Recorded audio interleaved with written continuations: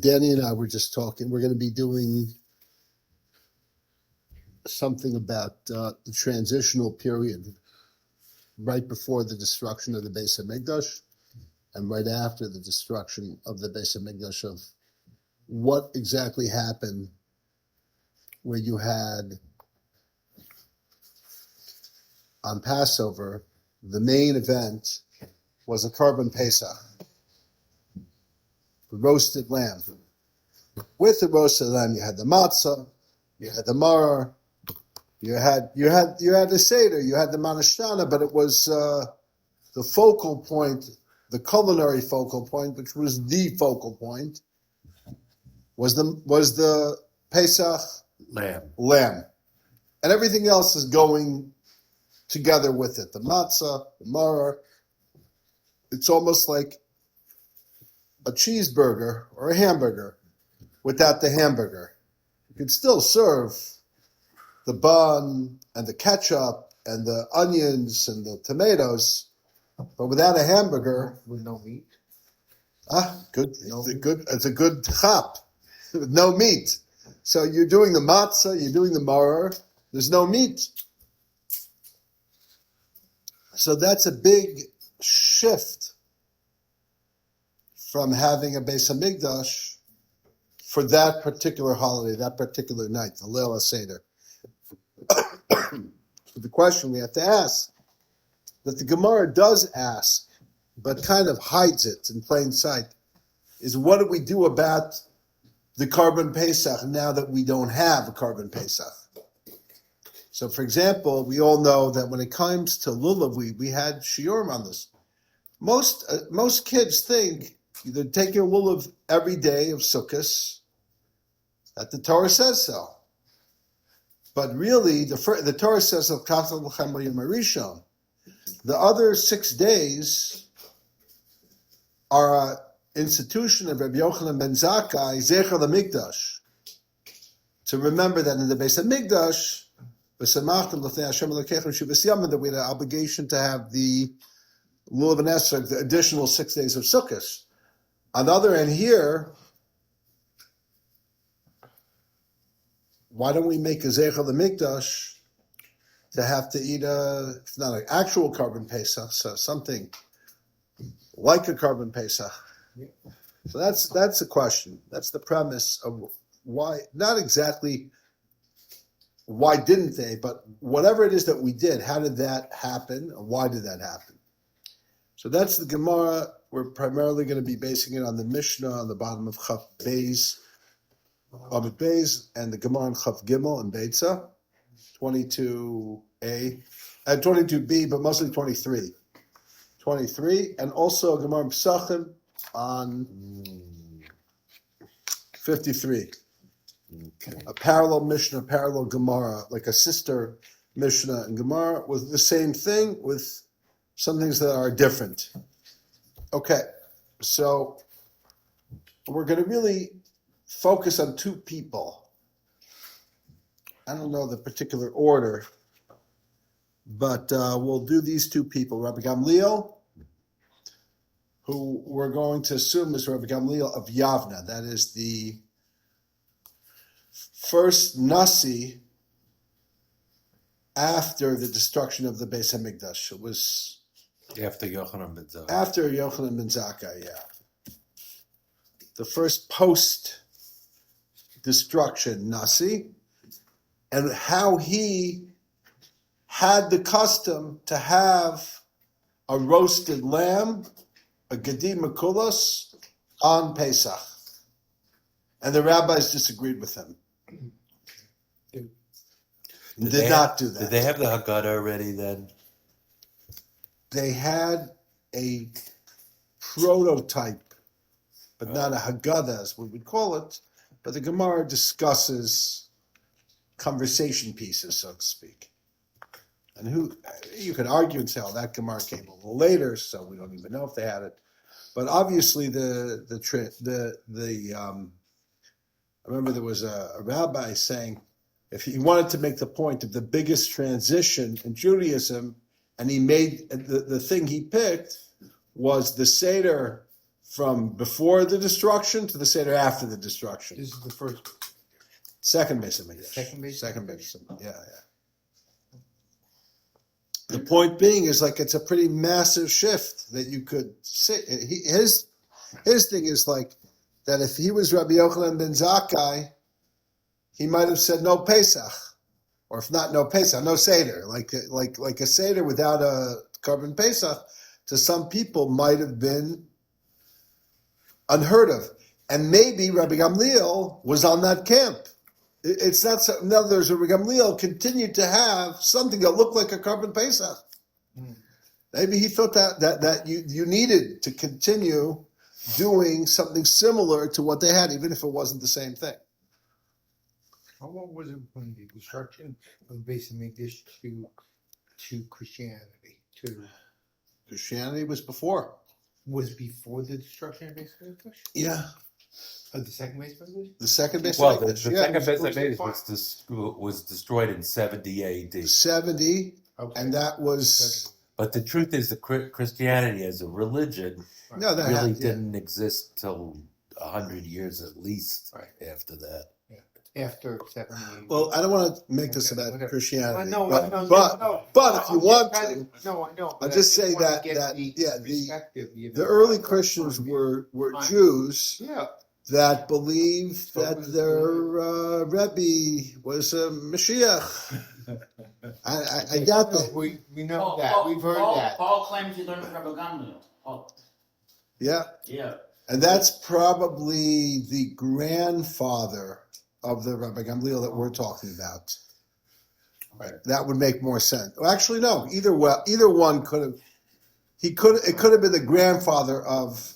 I think Christians consider it the original, the Gamliel the first, which is the grandfather of the Rabbi Gamliel that we're talking about. But either way, so let's talk about Rabbi Gamliel for a second. So the Mishnah says the following.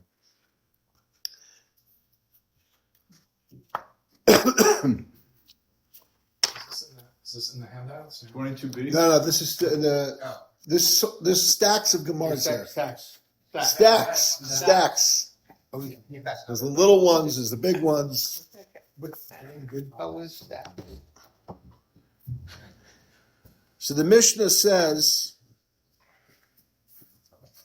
that Afu Omer Shloshet Dvarim Lahakol. Rabbi Gamliel ruled leniently in 3 areas. This is 22b. And one of the things was Mechavden Beis Hamitos. He would sweep the dining room on Yontif. Back then, you have to understand they had dirt floors, so sweeping was like almost filling in holes in the ground. Manichin esamugmar b'yantif, and they would place incense burning on coals on Yantif, and that's part of that conversation about Right. using fire for something that's not food, but still pleasurable for the senses. And thirdly, this is the point, v'osen gedi mekulas b'leil Pesachim. He would roast the entire lamb. Oh. And the word mekulas just means helmet, because the way that Rabbi Akiva, I believe it was, there was a discussion amongst the Tanaim of exactly how to roast the lamb. And I believe it was Rabbi Akiva who said they would roast the lamb with the head and the knees, like, with a spit. They would use a certain wood, a pomegranate wood, because it didn't really have moisture.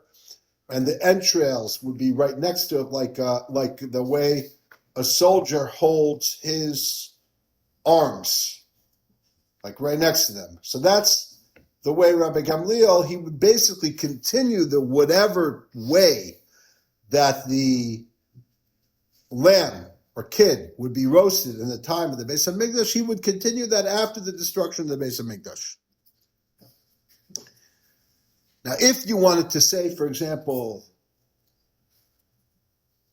that this would be during the time of the Beis Hamikdash, there's no chiddush. Okay, you have a Beis Hamikdash.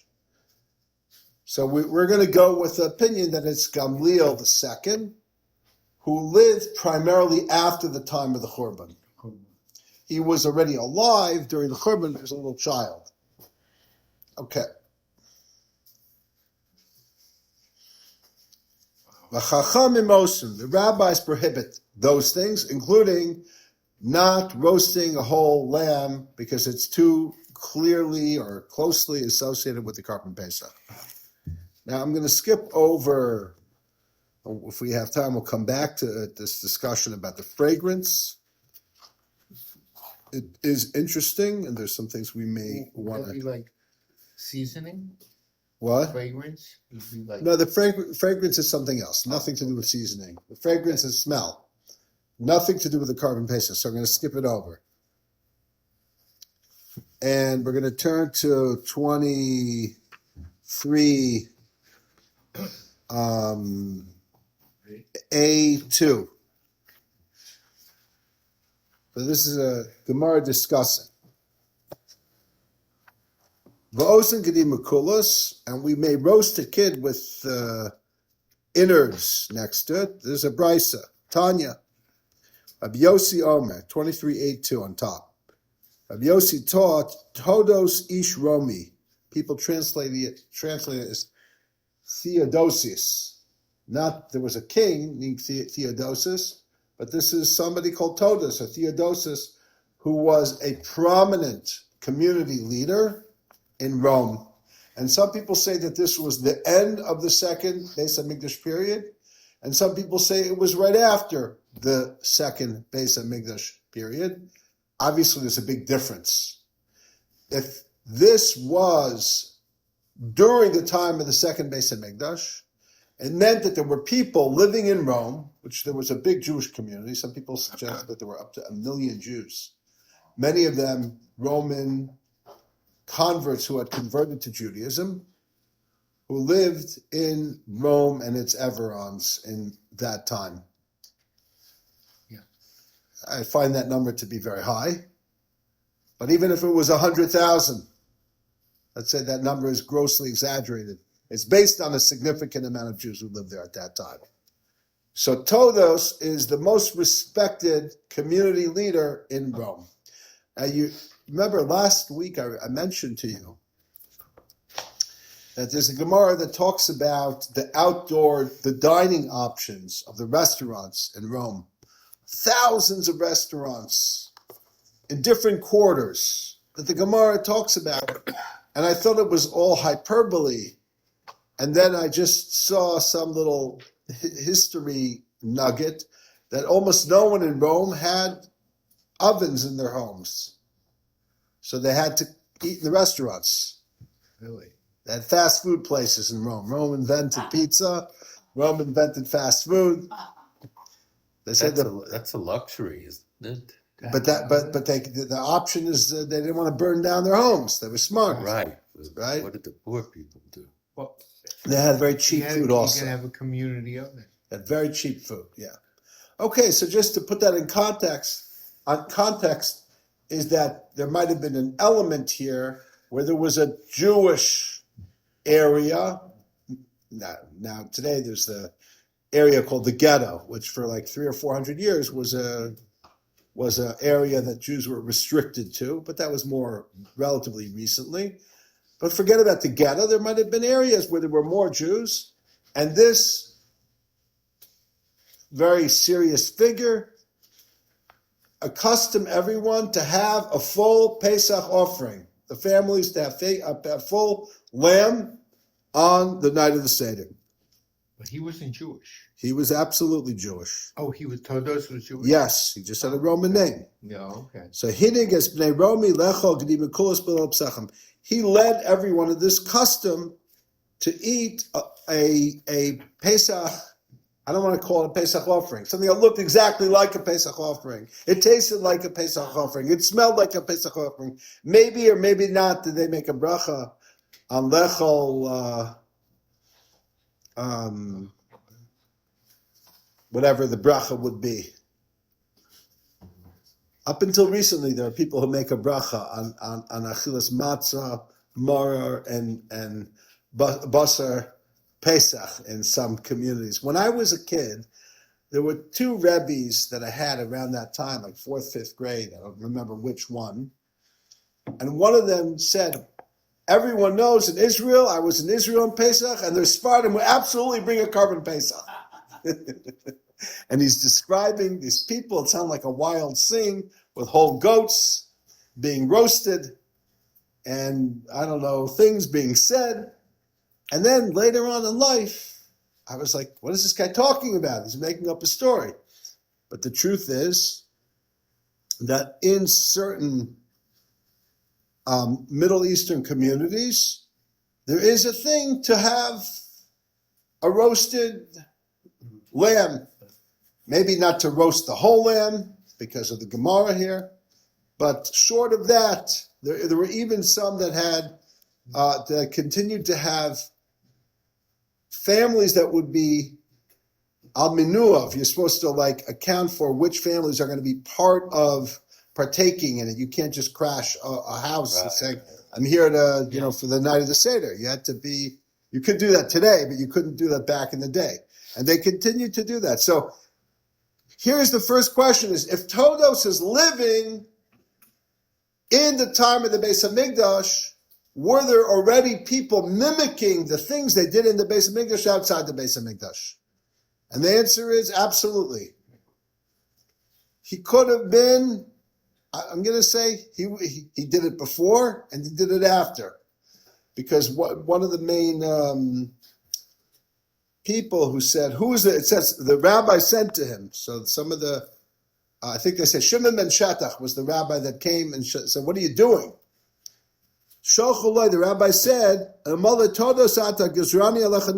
if you weren't a great person, we would put you in chayrim. Instead, we'll just tell you, cut it out. Because you're giving the Jewish people kachim, sanctified. When you take an animal and designate it for a carbon, it becomes sanctified. So most people learn that they didn't mean literally, because you can't. That's not what he was doing. But then it looks like you're doing this. Okay. Zion. Yeah. It was after the Beis HaMikdash was destroyed. Well, it probably was after the Beis HaMikdash was destroyed. So the Gemara says, the Gemara itself says, Kachim Sakadaf. Can you literally say that these are Kachim? They were never designated as offerings. They were just happened to be lambs.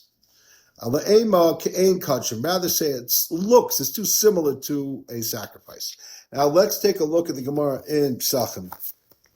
I gave that out already. 53a3.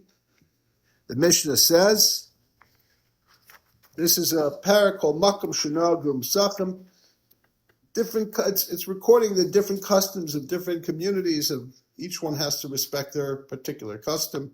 So it's in that context. The Mishnah on the bottom of the Mishnah, 3 lines from the end of the Mishnah says, Makom Shenagum Lechol Sli B'Leil Pesachim. If it's a community that eats roasted meat on the night of the Seder, a lot of people are medayik. Leilei Pesachim is plural.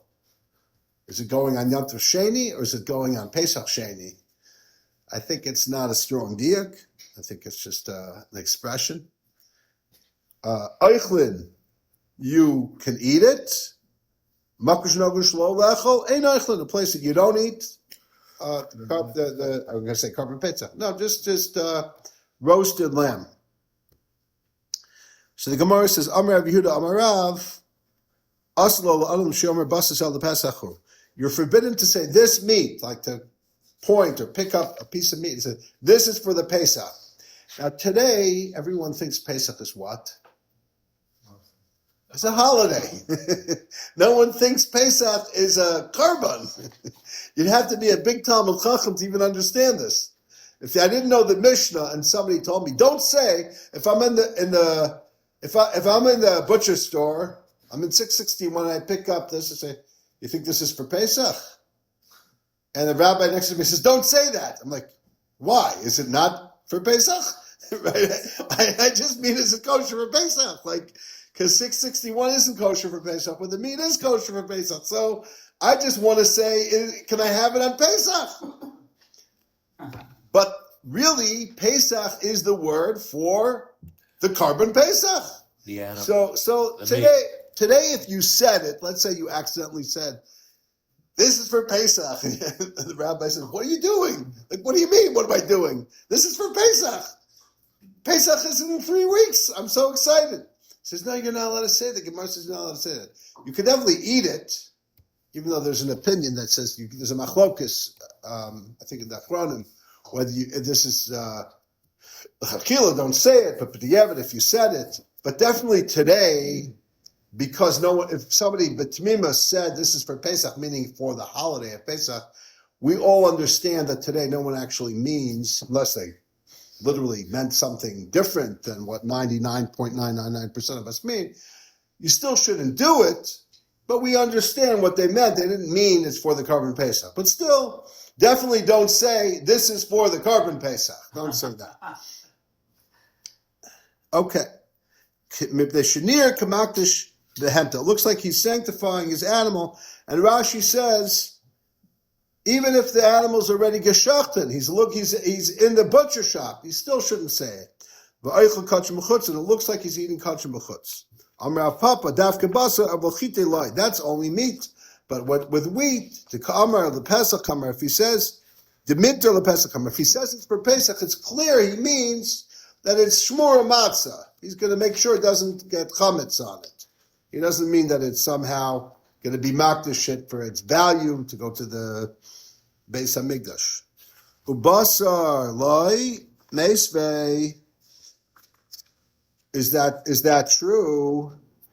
That meat may not be designated. Turn the page. The Gemara says there's a challenge from a brisa. Amar Rabbi Yossi Todos Ishromi Hinigas Romi Lecha Gdiyim B'Kolasim B'Leile Pesach. The same Gemara, the same Bryce that we just quoted, that Theodosias from Rome would lead his community in having a whole roasted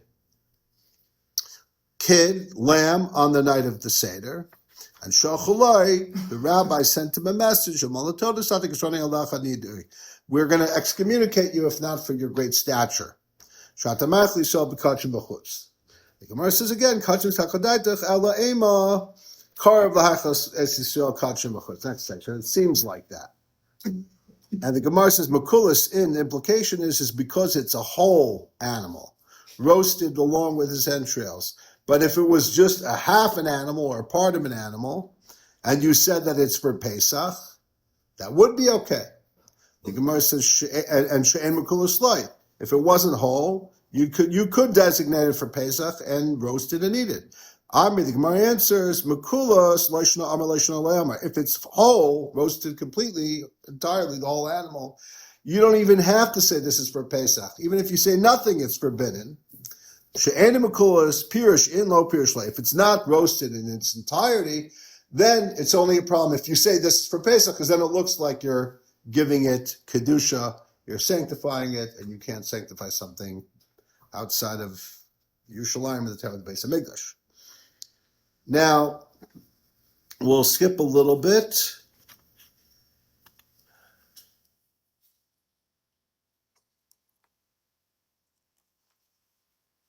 Ibayalahu, next page. The question was asked, Todos Yishromi Gavar Rabba Hava, a Balat Grufen Hava. What type of leader is this guy? A great man? A Torah scholar? Or somebody who just, he was a power-hungry guy, and he didn't care about Torah? So the Gemara says, Tashema, Odza Dorish Todos Yishromi, Maro Chanani Mishal Ba'azaya. Where are you now? I'm on 53b2 on the right hand side of the page. What did the prophets Hanani, Mishael, and Azariah see? That they were ready to throw themselves into a kivshon and to sanctify God's name, to go into the furnace. They made a kavachamer ba'atzman from the frogs. They said if they learned out that when the frogs were plaguing Egypt in the 10 plagues, it says they went into their ovens and kneading bowls. When are the kneading bowls by the ovens? When the ovens are on. And they were Mekadesh Hashem. The frogs were very dedicated, loyal servants of Hashem. They were ready to sacrifice themselves, even if it meant getting burnt alive in the oven, al Kiddush Hashem. So if a frog can do Kiddush Hashem, these three great men said, Kal v'chomer, we could also be Mekadesh Hashem by going in the oven.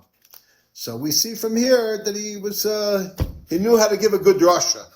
So he was a rabbi, he was a sage, he wasn't a strong man. And the Gemara continues and says that Reb Yossi bar Avin Amar, that he was matil,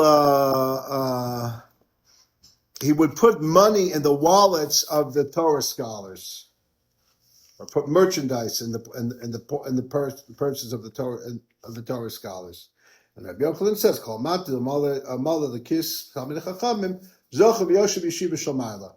If you put money or merchandise or things in the wallets of the scholars, you're a good guy. Okay, so Todos turns out was a scholar and a charitable man. He was a good man. He was a community leader. Except the rabbis say he was making a mistake. But then again, he had good company, assuming he lived after the Beis HaMikdash. Because that would be a little bit of a troublemaker to compete with the Beis HaMikdash. But if he lived after the Beis HaMikdash, so he was one step removed geographically, and he was also one step removed time-wise. But Rabbi Gamliel, who was only removed time-wise, because he was after the Beis HaMikdash, also brought something that looked like a carbon Pesach. So Todos figured maybe he heard Rabbi Gamliel was doing it. So he said, if it's good enough for Rabbi Gamliel, I'll do it also. Okay. Now what do we do today?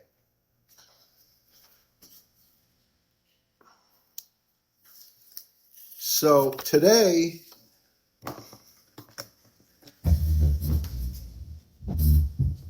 basically,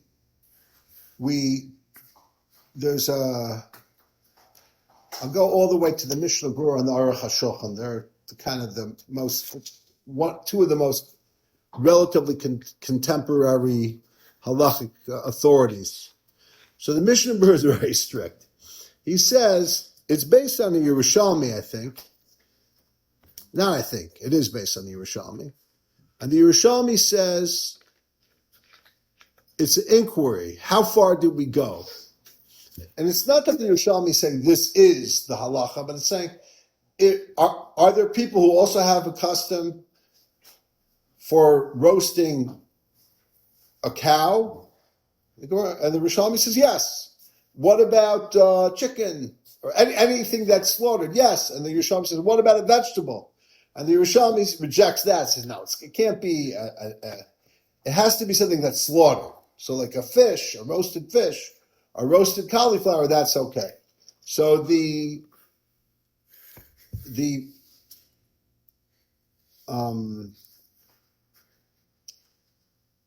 what was I saying before? No, about the Not the Aruch HaShulchan.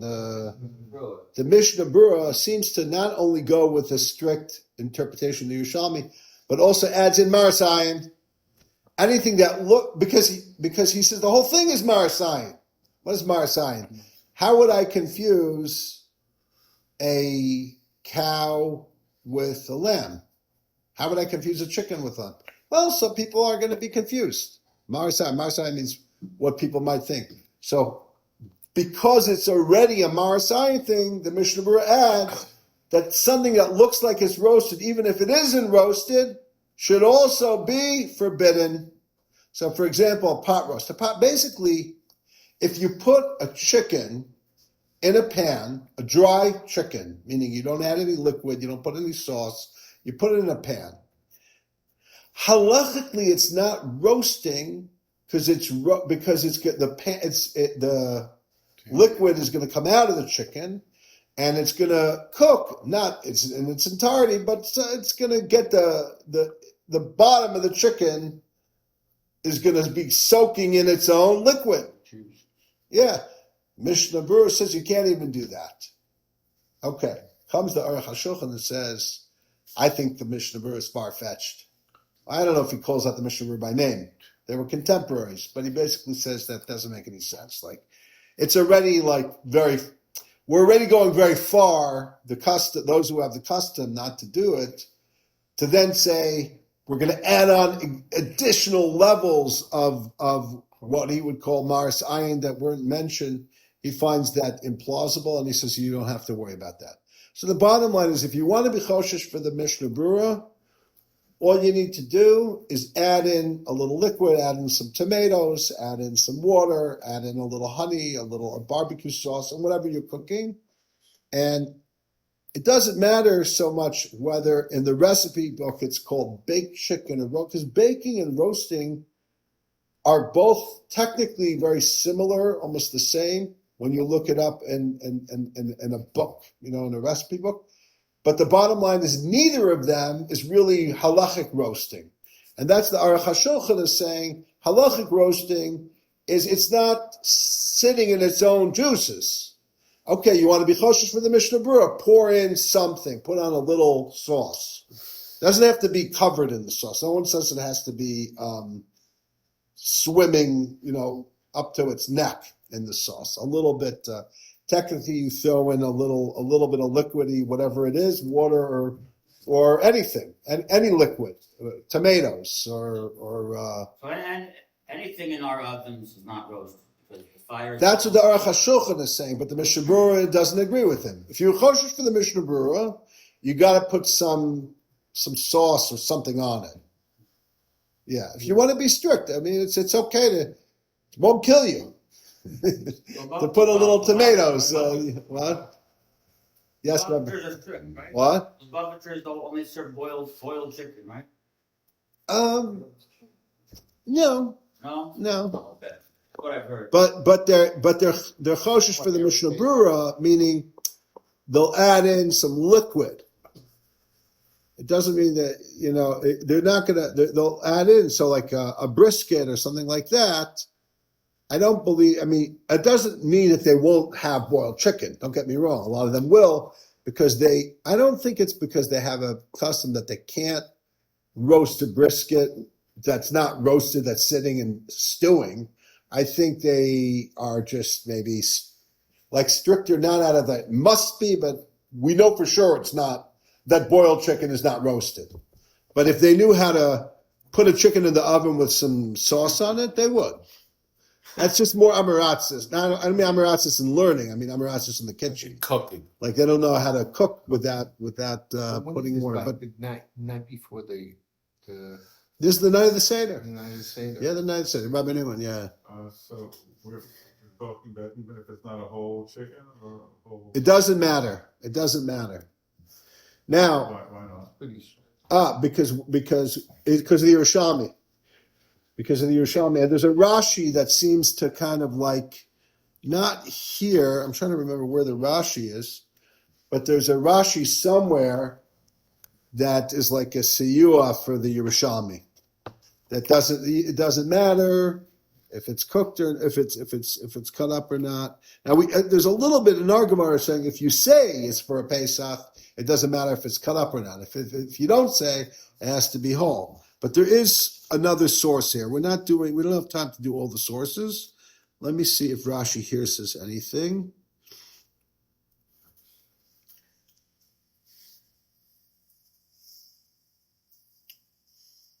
I don't think it's here. It's somewhere else. Okay, the bottom line is that a lot of people are choshesh. It's makam shenagu. It's if you have a minhag, you follow your minhag. If your family didn't particularly care about roasting with or without water, again, when you roast something in a pan or a pot, the Aruch HaShulchan's point is it's not really roasted. Okay, even the Mishnah Brura says if you put it in the oven in a pan and you put liquid in, it's not roasted. Doesn't matter what it's called. Roasted is a stick over the fire. Well, according to the Mishnah Brura, roasting is in dry cooking, and according to the Aruch HaShulchan, roasting is cooking on a spit. So the Aruch HaShulchan is very makel. A lot of people are not so careful in the kitchen and exactly how you cook. They're not choshesh for the Mishnah Brura, so they're samech on the Aruch HaShulchan. or they don't have a custom. They don't have a strong custom. The broiler will be roasting, right? Because the fire is on the top and The broiler is the closest thing you have to in roasting. your house. Yeah. Because the broiler is specifically meant also for things to drip down. So, like, basically, if you have a grill, let's say you have a grill, and you put something on the grill, yes, if it was a carbon Pesach, the metal might be a disqualification of the grilling, of the roasting of it. But that's other than that, you are roasting it. So you should avoid like a barbecue on Pesach for the Lil Seder for that reason. Erev Pesach. Yeah, meaning, but what you're going to eat at the Lil Seder, meaning anything that, and exactly what you're saying. If you use, look here, nobody uses a barbecue. I lived in Florida. We threw everything on the barbecue. There's a barbecue on the outside every night for dinner. I lived in Australia, a Barbie. They just throw everything on the Barbie. That's just what you do. You go and you throw everything on the Barbie. So that would be a form of roasting, because we think of roasting as roasting in the oven, but technically the Aruch HaShulchan says that's not really roasting because it's in a pan. It's in juice. But roasting in the bottom, what's it called again? The broiler on the bottom where it drips, where you're not putting it in a pan. I mean, I used to do that, but who would do that? It's dangerous. But yeah, that would be a problem. That definitely would be a problem. Okay, how are we doing on time? Great.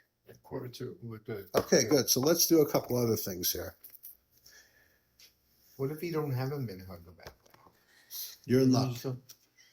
Go get a whole lamb. Yeah, and just Have fun. go to town. Okay. How about get a cowboy steak? Get a cowboy steak.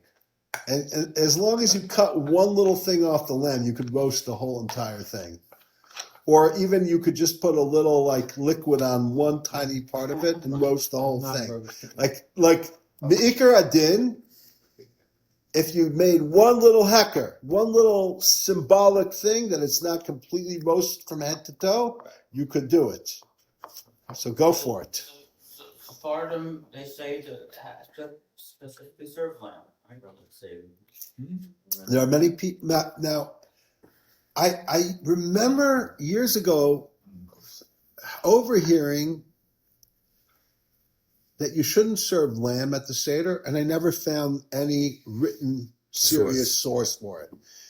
And I think it's based on this Gemara. It's a mistaken version of this Gemara, meaning somebody heard the Gemara, forgot what it actually said, and said, don't have lamb. It doesn't, nowhere in the Shulchan Aruch, nowhere in the Mishnah Brura or the Aruch HaShulchan does it say don't have lamb. It says don't have a whole roasted lamb. And then somehow Chabad has a boiled chicken, that's where we're getting. I do remember my parents would make like, a goulash and stuff like that. But that's one of the reasons why a brisket is popular, because a brisket is not roasted because you put a lot of different things on the brisket, so it can basting it. Yeah. Yeah. It's a different animal. You don't just put spices. But that's the point. We became more strict. Now you don't just put spices; you put some liquid on it. Oil. You could the liquid could be an oil. It could be a tomato. It could be water. It could be barbecue sauce. Any of those things will work to make it non-roasted. So there's a few very other interesting things in this daf, but I want to stick to the theme. So if you look at the next Mishnah, the Mishnah says, Shloisha Dvarim Rabbi Elazar ben Azariah Matir v'Chachamim Osim. This is 23a 2. There are three things. We're back to the Mishnah in Beitza. Three things that Rabbi Elazar ben Azariah. Who's Rabbi Elazar ben Azariah? Everybody knows he's part of the night of the Seder. Ma'aseh Rabbi Elazar ben Azariah, Rabbi Tarfon, whoever it is, Rabbi Kiva, who Shayu Mesubim b'Bnei Brak, Vahi Mesapim b'Yitzis Mitzrayim Kol Osa Alayla. The story is really because Rabbi Gamliel was the Nasi, and he was disrespecting Rabbi Yeshua, who was one of the senior people in the Sanhedrin, and they deposed him, and they put in his place Rabbi Elazar ben Azariah, who was only 17 at that time. Politics back, as usual. The beards have all gone longer overnight. Yeah, and he got the strands of gray in his beard. So what are the three things? One is Parasa Yotzas B'Ritzua Sheben Karneha, that his cow would go out with a little decorative thing on it that he considered to be not carrying, because if you're wearing something, a tachshit, an ornament, it's not carrying it on Shabbos, and your animal is not allowed to work either. You could use a metal comb to clean out not to clean, but to comb the animal on Yontif. This is all going on Yontif. You may grind a peppercorn in the grinders. Okay. And the rabbis argue on him. Look at the Gemara. The Memra, skip to the Gemara. You mean to say that this rabbi had one cow? Because it's a singular cow. Rav said, Tleiser Alpha Igli, 13,000 calves, have a Meiser, Belaz ben Azariah, Midri Koshasa Vasasa. He would tithe, you tithe 1 out of every 10 animals born to you in a given year. So he would tithe 13,000 calves, which means every year he had 130,000 calves born. It might be an exaggerated number. So even if it's 10 times exaggerated, it still means he had thousands of calves. What? 17, he had that many cows. Oh, no. It's inherited wealth. Comes from a wealthy family. Yeah. He wasn't self-made, sadly, as we'll see in the Todos. So here's a very interesting Todos. Look at the Todos. You go to the front of the book, so to speak. Todos Divrei Hamaschil.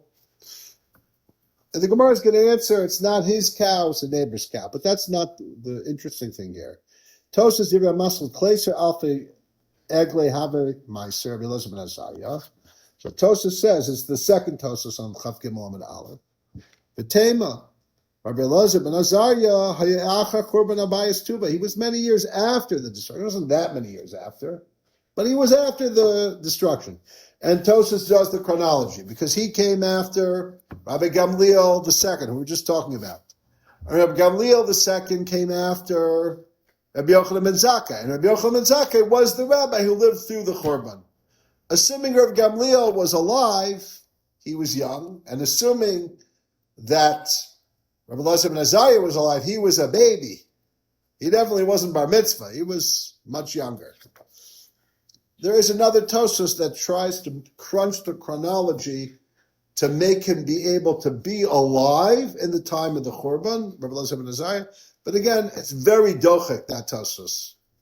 So Tosos has three answers. So what's the question? After the Beis HaMikdash, we don't take meiser, we don't tithe animals. The rabbis instituted no more tithing of animals. Because what's the point? It makes it holy. And then you have to bring it as a carbon, but there's no place to bring it as a carbon. So the rabbis did away with it.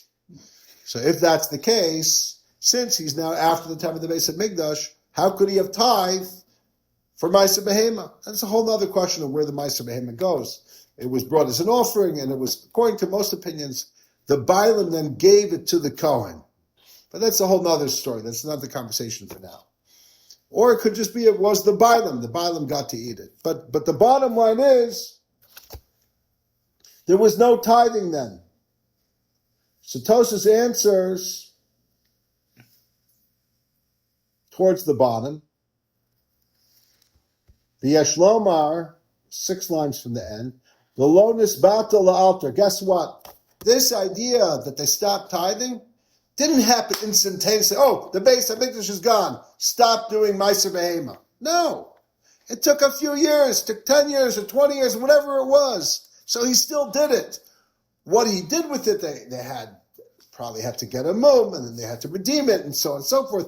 But that's okay. That's an answer. That's one answer. The point only being, and there's 2 other answers. One other answer is that he was a little kid, it was his apotropos, it was whoever was running his estate. You said, how do you make that much money at so young? He didn't. His estate had that value. Or a third answer is it's a manner of speaking. It doesn't really mean that he took Meiser. If he would have taken Meiser, this is how much it would have taken. But let's go with the first answer for a second. You have to remember, the Beis Hamikdash was still just destroyed. They didn't know the Gullus would be this long. The proof is that Rabbi Akiva thought that Bar Kochba was going to be Mashiach. So clearly they thought that the Beis Hamikdash would be rebuilt in their day, as we think today.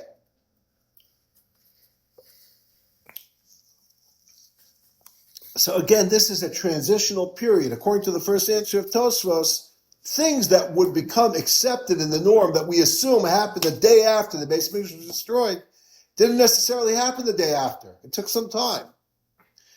It's interesting, Gemara doesn't teach history. We're not interested in history.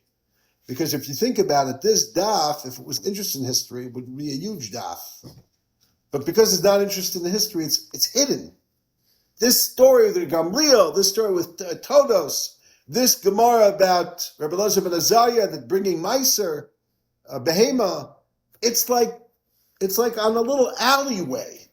It's not like a big, guess what? There were people who thought that you should still bring a carbon Pesach or something like it, a Zecher like carbon Pesach. They did. They did think that.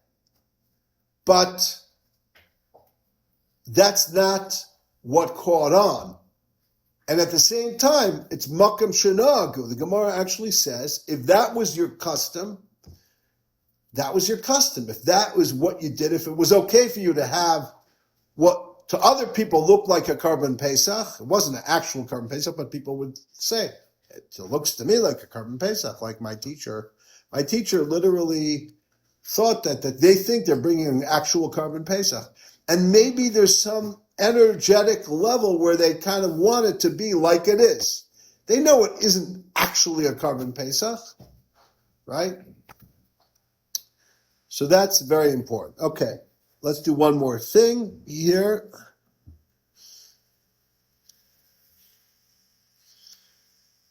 We're going to back it up. The Gemara said, we're going to go to 23a.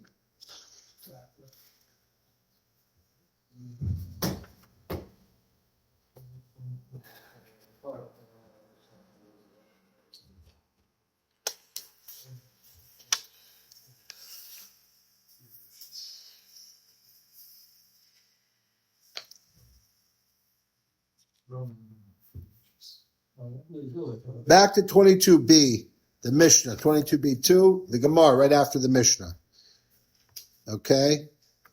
Amar Rab Asi, Machlokis, Legamar. We're talking about burning the incense. After Rehakal Mutter. The first opinion is saying they would use perfume to make clothing smell good.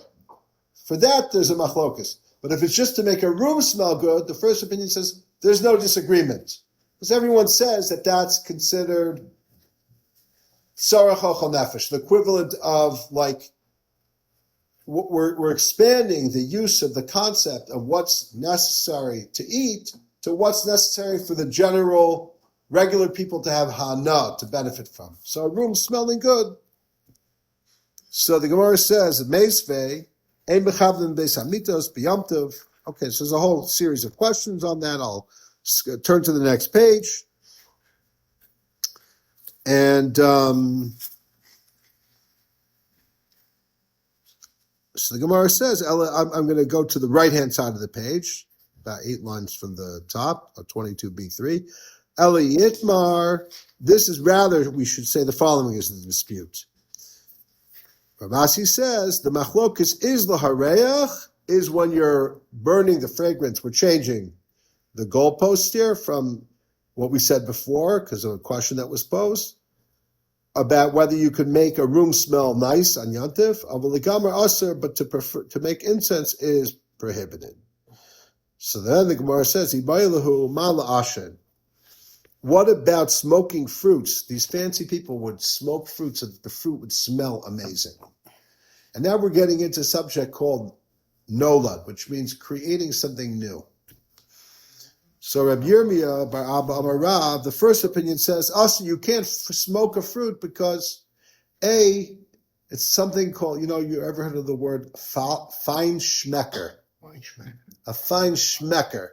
A fine schmecker means a refined smeller, which is a nasty way of saying somebody who thinks they're an elitist, full of himself.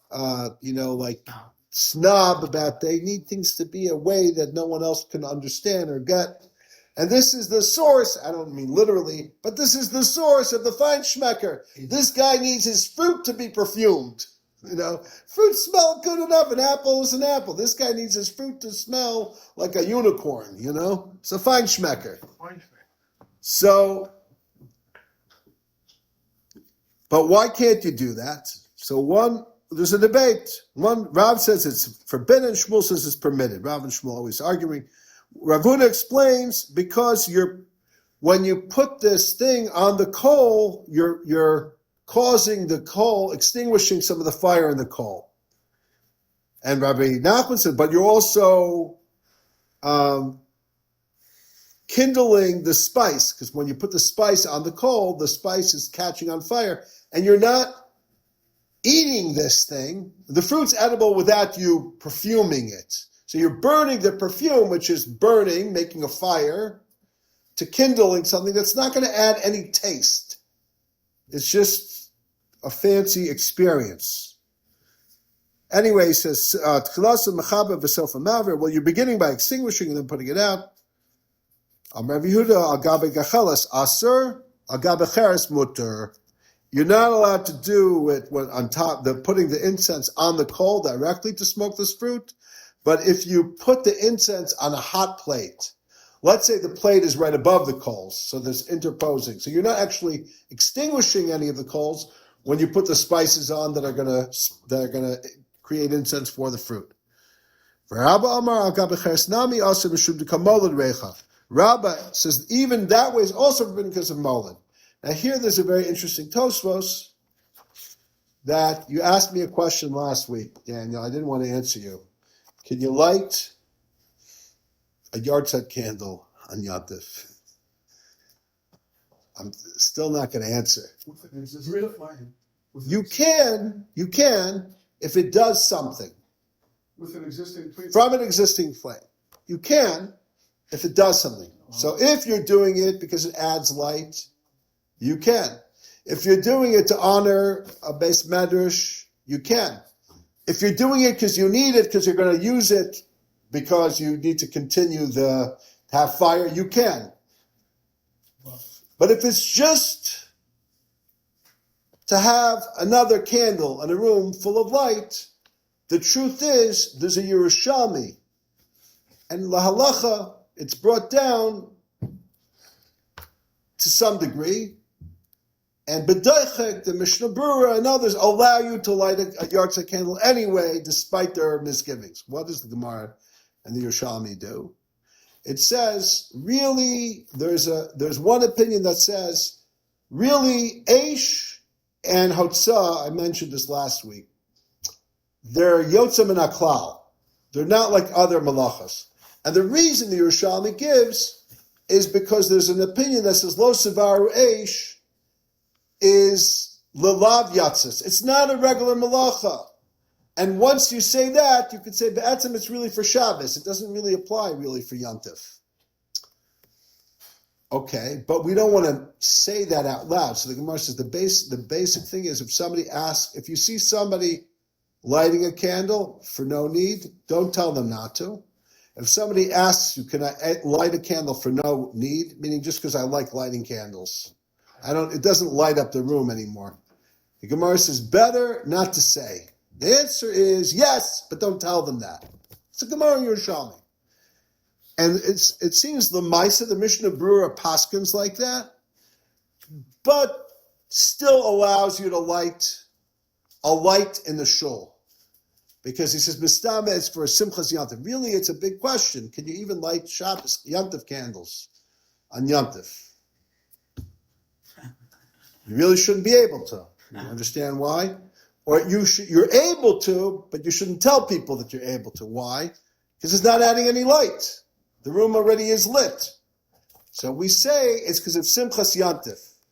When you light a Yantif candle or light a Yartzeit candle, it's you're being mechab, either you're being mechabed the Yantif, you're honoring the Yantif, or you're adding joy to the Yantif, so we allow it. But it's based on, in part it's based on this Yerushalmi. Okay, it's in the Todos. But you take it from an existing light when you light. No? Yes, it always has to be from an existing light. Right. Yeah, yeah. Okay.